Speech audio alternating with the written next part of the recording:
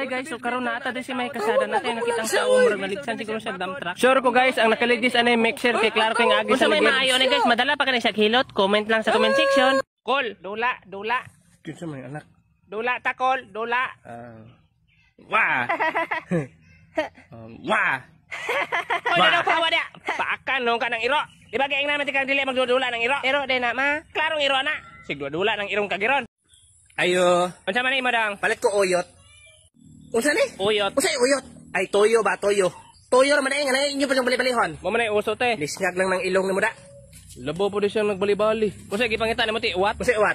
Tao ba? Tao sa kwarta ba? Dili ginapiki te. Kanang mga man itom mo, sa man itom. Ay pagpadulong nako dre, nahagbong nako na sa it. Sa? It. It. Hala gikaon. Dili man it na kaon te. Kani unsa kanang it? Hala it ba balihapod. Tae.